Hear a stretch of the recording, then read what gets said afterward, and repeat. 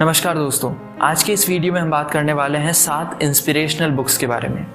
लेकिन YouTube पर ढेर सारे ऐसे वीडियो पहले से ही बने हुए हैं जिनमें कई बुक्स के बारे में बताया गया है, समझाया गया है।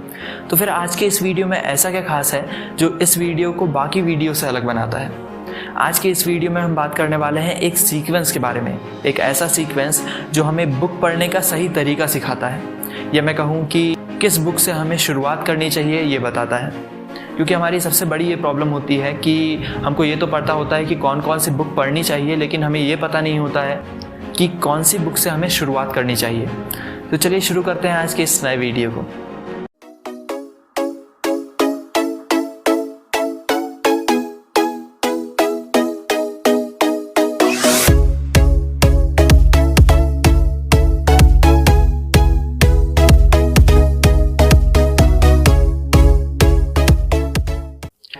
हमारे इस सीक्वेंस में पहले नंबर पर जो बुक है उसका नाम है the power of your subconscious mind, यानी कि आपके अवचेतन मन की शक्ति। इस बुक के राइटर हैं जोसेफ मर्फी जी। लेकिन इस बुक को पहले नंबर पर रखने के पीछे का रीज़न क्या है? जब भी हम ऐसी किसी चीज़ की शुरुआत करते हैं, चाहे वो बुक पढ़ना क्यों ना हो या फिर कोई काम हो, तब हमें हमारी एबिलिटी के बारे में जानना बहुत ज़्यादा ज़रूरी होता है, जिससे हमारी कार्य क्षमता और ज़्यादा बढ़ जाती है। जैसे मान के चलो हम किसी बुक की शुरुआत कर रहे हैं और वो बुक हमारी एबिलिटी के बारे में हमें बताती है, तब हमें आगे पढ़ने वाली बुक में मदद मिल सकती है।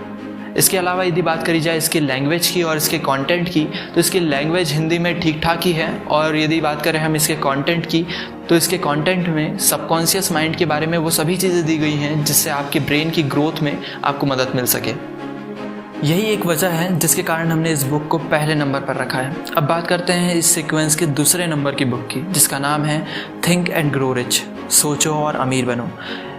इस बुक के ऊपर पहले से ही हमने 2 वीडियो बना के रखे हैं, चाहे तो आप आई बटन पर क्लिक करके देख भी सकते हैं। और जहाँ तक रही बात इसके राइटर की, तो इनके राइटर हैं नेपोलियन हिल जी, जिन्होंने इस बुक में बताने की कोशिश की है कि कैसे हम अपने विचारों से अमीर बन सकते हैं, या फिर जो हम सोचते हैं उसे हम कैसे पा सकते हैं।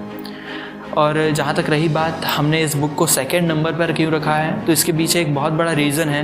क्योंकि जब आप फर्स्ट नंबर की बुक यानी कि the power of your subconscious mind पढ़ेंगे, और जब उसके बाद आप इस बुक को पढ़ेंगे, तो आपको समझ में आएगा कि इसमें सबकॉन्शियस माइंड के बारे में जितनी भी चीज़ें दी गई हैं उसके बारे में आपको समझने की ज़्यादा ज़रूरत नहीं पड़ेगी। इसके अलावा यदि बात करी जाए इसकी लैंग्वेज की और इसके कंटेंट की, तो इसकी लैंग्वेज ठीक ठाक ही है हिंदी में, इसकी हिंदी एडिशन में इसकी लैंग्वेज ठीक ही है। और कंटेंट में मैंने आपको पहले ही बता चुका हूँ कि कंटेंट में अपने विचारों से हम कैसे अमीर बन सकते हैं, इसके बारे में बताया गया है।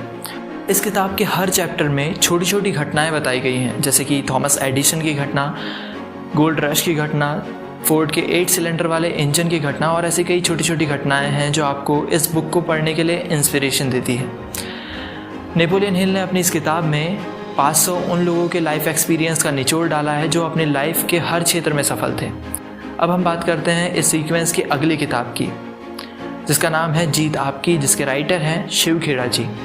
शिव खेड़ा जी ने इस बुक में बताया है कि सफलता के लिए असफलता कितनी ज़रूरी होती है, सक्सेस पाने के लिए हमारा नज़रिया कितना ज़रूरी होता है, और साथ ही हम अपने गोल को कैसे निर्धारित कर सकते हैं और उसे कैसे हासिल कर सकते हैं, और साथ ही हम अपना मोटिवेशन खुद कैसे बन सकते हैं। और इसके अलावा कई इस बुक में ढेर सारी चीज़ें बताई गई हैं जो आपके लिए मददगार साबित हो सकती हैं।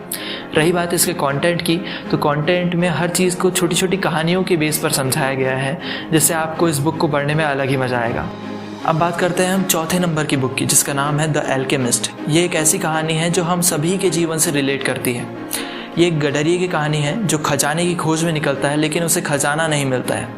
और यदि मैंने आपको इस बुक के बारे में ज़्यादा बता दिया तो आपको इस बुक को पढ़ने का मज़ा किरकिरा हो जाएगा, इसलिए मैं इस बुक के बारे में ज़्यादा बात नहीं करने वाला हूँ। इसलिए अब बात करते हैं 5वें नंबर की बुक की, जिसका नाम है 1% फार्मूला।